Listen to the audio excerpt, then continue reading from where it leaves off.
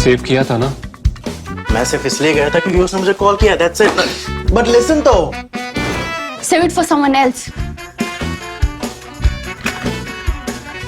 जिंदगी में सेव करना जरूरी है, मगर जब बात पैसों की हो, सिर्फ सेविंग से काम नहीं चलेगा। इक्विटी म्यूचुअल फंड्स में इन्वेस्ट कीजिए और अपने सेविंग्स को आगे बढ़ने का मौका दीजिए। Mutual fund investments are subject to market risks. Read all scheme-related documents carefully. Hello and welcome to this episode of Macro Sutra. I'm TCA Sharad Raghavan, Deputy Editor at ThePrint, and this time around we're going to be talking about the levels of government debt, central government and state governments. Yes, over the last few weeks there's been a lot of talk about private debt in terms of individuals borrowing more, spending more on their credit cards, and the actions that the RBI has taken about that. But now the government has come out with a latest status report on the levels of government debt. And that's also very important for the economy, and that's what we're going to look at. That's what Radhika Pandey, Associate Professor at NIPFP, has looked at and is going to tell us about. So that's our episode for you today. Let's get started. Now, Radhika, first of all, thank you so much for joining us. Thank you, Sharad. Let's start at the widest lens first. What are global debt levels looking like right now? Both government and private, if you want to go into that. Yeah. So there are a lot of international publications that tell us about what's happening on the global debt front. So what we see is that the global debt has been rising since COVID. In fact, during the COVID year 2020-21, it zoomed past 100% of GDP. So that's the global, this is global public debt that I'm talking about. Global public debt here means the debt of the government, both the internal debt of the government as well as external debt. So this is public debt of advanced economies as well as emerging and developing economies. So if we talk about global public debt, it surged to 100% of GDP in 2020, that is the COVID year. And since then it has come down. In 21, it came down to 96% of GDP. And in 2022, it came down to 92% of GDP. But it is still elevated in absolute levels. If we talk about it, is $92 trillion. Wow. So that is the amount of this is just public debt. This is global public debt. This is 92 trillion. And if we compare the levels as compared to the early 2000s, say 2002, we see that at that time, the global public debt used to be somewhere around $20 trillion. So now it's almost a five-fold jump in global public debt from early 2000s till 2022. So for a 20-year period, within a 20-year period, the global public debt has jumped by 5 times. And this increase is both by advanced economies as well as emerging and developing economies. Now, if we talk about emerging and developing economies, out of this entire global public debt, 30% is owed by developing economies. Developing countries. And within developing economies, 70% of that is owed by just 3 countries, China, India, and Brazil. So that is how important it is to talk about India's public debt. So that is a picture on the public debt front. And even if we talk about the total debt, which is now global public debt and private debt, it had risen to 232% of GDP. So which is including both private households, corporations, and government debt. So it has risen to more than 200% of GDP. It's gradually coming down, and the decline is more sharper for private debt as compared to public debt, and more sharper for advanced economies as compared to emerging economies.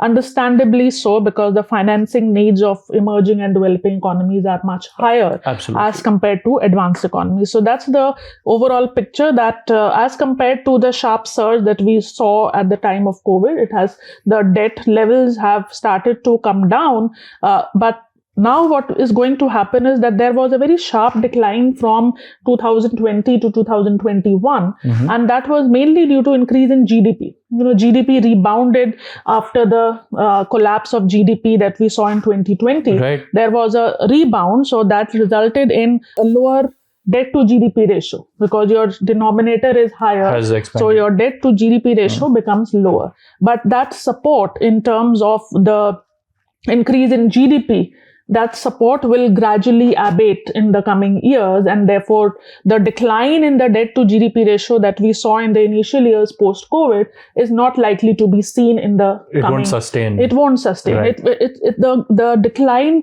as can be seen from the projection, so IMF comes up with these projections about the debt to GDP ratio of all countries. So a common theme across all these countries is that the decline is very, very gradual from now onward, Okay. including for India, and for some countries it's actually there is an increase also. Right. So because for example in EU and US we are talking about lower GDP levels, so that support is not being provided, and therefore debt to GDP ratios are going to either increase or may fall very gradually. So now you've told us about what the global level is. And within that, you've also showed us how important debt levels in countries like India are. Yes. So let's dive into the India picture a little bit. First, at the central government level, what are central government debt levels looking like over the period from COVID to now, and also obviously what the current numbers say? Yeah, so central government debt had risen to 61% of GDP at the time of COVID, and it has now come down to 59.5%. So there has been a decline in central government debt, and all these numbers are coming from the status paper on government debt that you spoke about. Right. So it's a very important policy document that is released by the government, which tells us about the consolidated position of debt, because it is telling us about both central government debt as well as state government debt and then general government debt, and not only in terms of levels, it's telling us about all the other facts about debt, like the cost of borrowing. What is the cost of borrowing? What is the maturity of debt? What is the foreign ownership of debt? What is our external debt? What is the currency composition of external debt? So all these important policy questions are discussed in this very comprehensive report. And the other important part of this report is that it outlines a strategy that we can talk about. But again, coming back to the central government debt, the central government debt had risen to 61% of GDP. It's come down to 59%. But if we remember, if we look into the FRBM Act, which gives the targets for general government debt and central and state government. The central government debt had to be 40% of GDP by 25-26.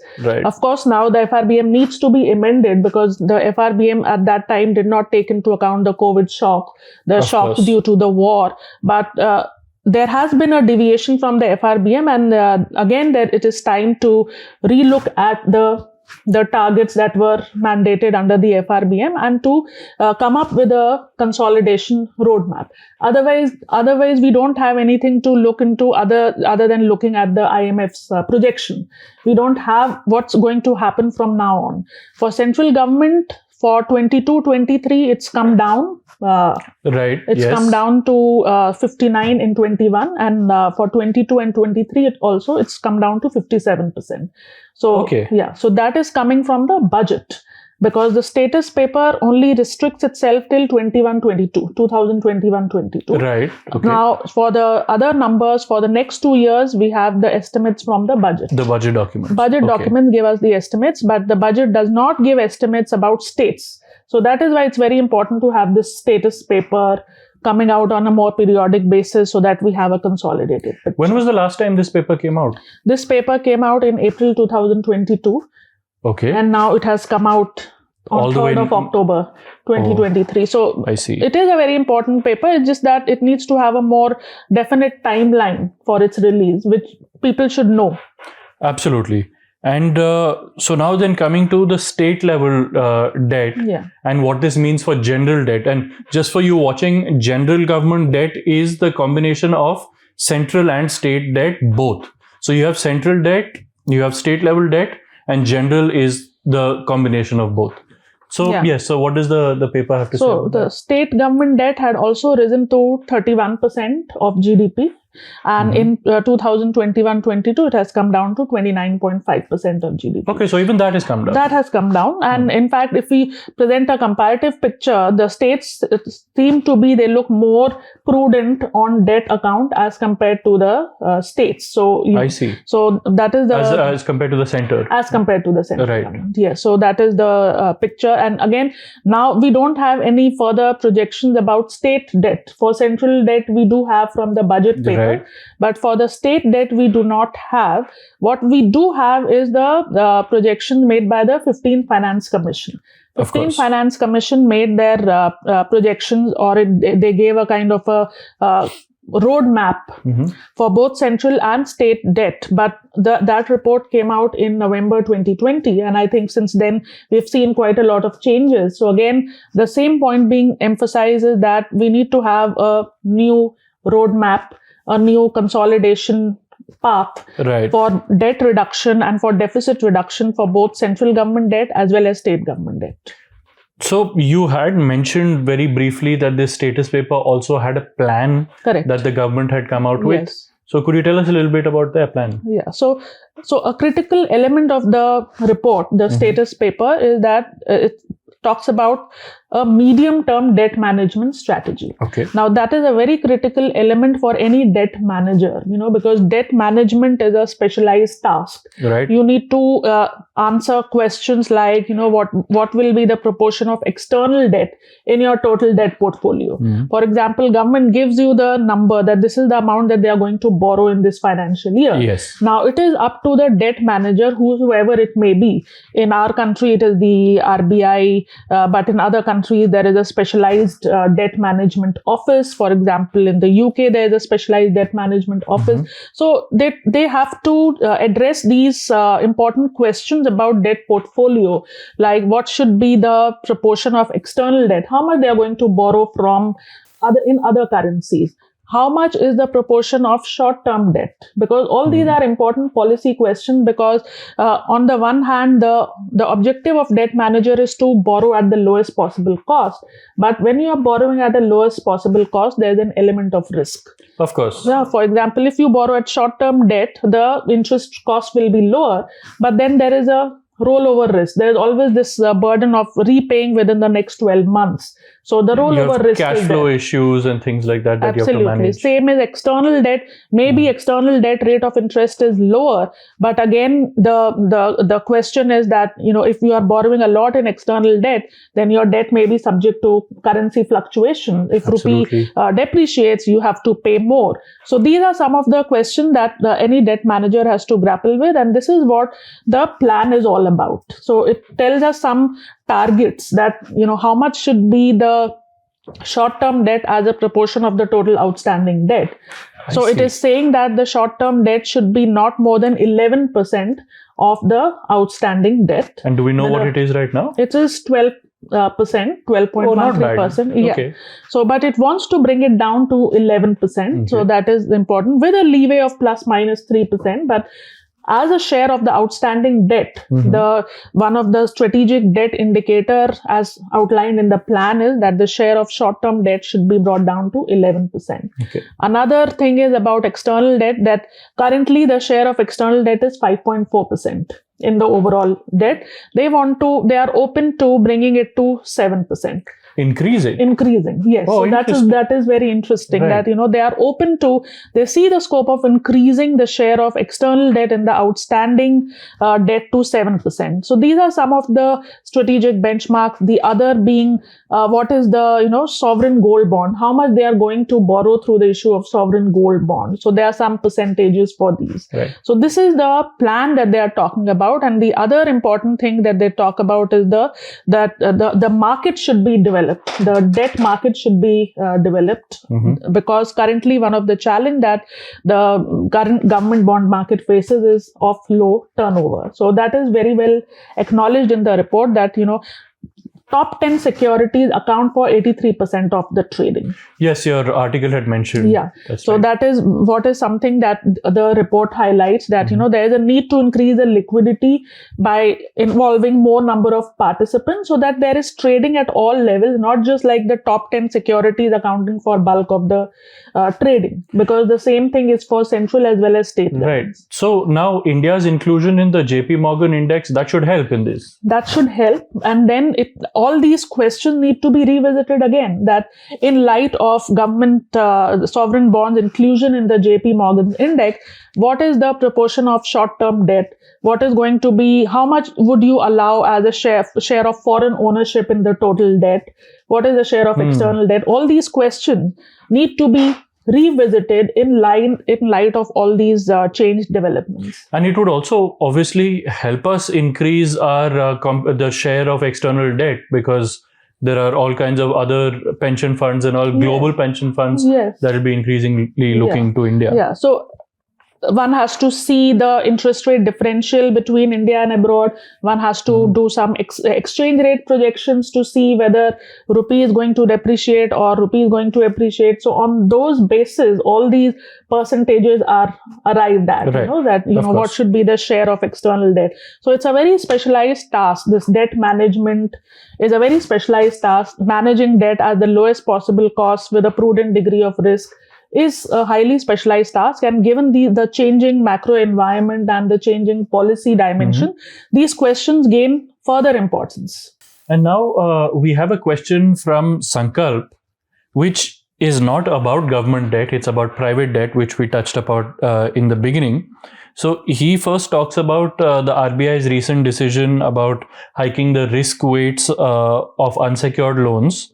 And then he also talks about that alongside this, India is consistently beating the growth estimates since COVID. So he asks, is the RBI concerned that the Indian economy might be overheating, or is its steps an attempt to tame the flood of all of this easy credit that seems to be coming up? People are calling you and giving you credit just so simply. So which one of those is it? So last week, the RBI increased the risk weights on some of the unsecured personal loans. So as we discussed earlier also, that is the personal loans that has been rising at a very sharp pace. And a large part of the personal loan is secured, so that's not a problem. Home loans, vehicle loans. Yes, so they are all gold loans also. Gold loans, but the problem lies in the unsecured loans, and the RBI had mentioned that the share of unsecured loans has been rising. And first, it tried to communicate through its monetary policy statement that banks should be more careful in monitoring and supervising the unsecured part of the personal loan. Right. And now it has increased the risk weights for unsecured personal loans, and also when when banks are lending to NBFCs, for those loans also the risk weights have been increased. So, and also for credit card exposure. So when banks are lending through credit cards, on that the risk weight has been increased from 125 to 150. Right. So yes, generally for to tame the lending through credit cards through this buy now pay later kind of schemes, this RBI's directive is aimed at, and I think it's a prudent macroprudential move at the right time, because now the credit has started picking up. It should not turn into an overheating where credit is going into segments which may not be able to repay, and then could lead to higher NPAs. Because till now NPAs have been contained. Even if we look at the second quarter results, gross NPAs of banks have declined. So that's a very welcome development. So in order to address the issue of rising unsecured personal loans and loans to NBFCs who are again lending to personal loan, this move has been directed at. Right. And now coming back to government debt, Saurabh has a question, which is that what steps does the government need to take to improve its sovereign credit rating And is there any sort of credit rating available for state governments? Yeah. So for sovereign credit rating agencies like Moody's, Standard and Poor's, they all have a set criteria. So they have a model for rating the sovereign debt, which includes broadly certain criteria like economic criteria, which includes GDP per capita, then institutional criteria, which includes if you have made some changes, you've introduced some structural reform, like you've improved the ease of doing business, or you have introduced things like inflation targeting framework. So those will count towards institutional reform. And then the third part is very important part is on fiscal criteria, which includes debt to GDP ratio. So debt to GDP ratio is a very important indicator that goes into the sovereign credit rating agency's assessment of the sovereign credit rating. So economic, institutional, fiscal, and monetary, these are some of the important criteria, and within fiscal, debt is a very important criteria. So therefore, again, it's very important to bring down the country's debt to GDP ratio, the general government debt to GDP ratio, because even before the COVID, general government debt to GDP ratio was very high as compared to the emerging market peers. Right. And so then about the state governments, is there any sort of similar rating? No, it's only for the central government as a whole. Okay. And finally, we have a question from Lalit, which is that we talk about the debt levels and there are various committees that tell you what the debt levels should be. Right. But what are the factors that decide how much debt is manageable for a country? Now, one can say that debt is borrowing from the future generations. But if the repayment is sustainable, then one can also say that it's actually investing in the future. Yeah, so the FRBM review committee, which was set up to amend the FRBM under the chairmanship of N.K. Singh, it had a very nice discussion on this important question, because the debt target was introduced only by the N.K. Singh committee. Right. If we look at the earlier version of the FRBM Act, it only had the deficit targets. The targets, yes. It had talked about fiscal deficit and it talked about revenue deficit, but it did not talk about debt. Now, the FRBM Act that was amended in 2017, it spoke about bringing debt as one of the important anchors in the FRBM Act. Right. And there's a very important discussion that, debt should be brought in as one of the targets. So what should be the ideal debt to GDP ratio?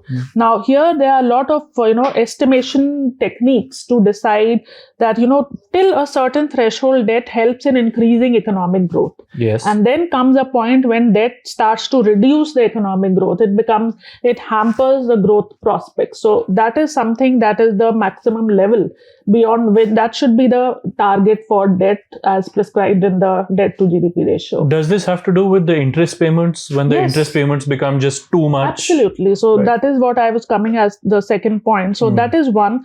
The second is the growth rate and your interest rate. That, if the growth rate is higher than your interest rate, then again your debt is sustainable and that level of debt is okay. So the rate of, and that is where India is in a favorable condition as of now, because India's GDP growth rate is higher than the interest rate. Right. The other part is the interest payment that you mentioned, that if interest payments cross a certain threshold of the revenue receipts, then it becomes a problem. So there are these indicators, and then there is something called a cliff. Okay, again it's being talked about in the report that there is a cliff and there is an anchor. So beyond the cliff, debt turns dangerously alarming, and therefore it is something that needs to be avoided, that the government should not reach at those levels of debt. So there are these estimation techniques, there are these optimal level of debt that are being talked about, and here one of the very important ingredients that go into these decisions is the household savings. Because if household savings are higher as a percentage of GDP, then you may be able to sustain a higher level of debt. And another important thing is that your debt should be such that it does not crowd out private sector debt. So the point about having a 40% central government debt, which was part of the FRBM review committee discussion, that general government should be 60, central government 40, state government 20. That is the earlier FRBM. So there, the central government 40% of debt was on this discussion that beyond this, if you increase it further, it will crowd out private sector investment. So there are these thumb rules to decide on how much should be the optimal level of debt. But of course, the report also acknowledges that our debt is still higher. Even with these criteria, it is still higher as compared to the emerging market peers. Right. Okay. So there you go. Our debt levels certainly are better than they were during the COVID year. Right. But that itself is not something to celebrate because that was a real emergency year. And our debt levels, even though they're better than then, they're still quite high. And India's debt levels has a bearing on global debt levels. And so in that respect as well, it's important. We know we have some estimates from the budget of the recent debt levels for the central government, but we don't actually know what the latest numbers are for the state governments. But those are also very, very important to look at. So overall, debt needs to come down at the center and the state levels, and there needs to be a medium to long-term plan on how to manage debt levels. That's what we have for you today. Thank you so much for watching.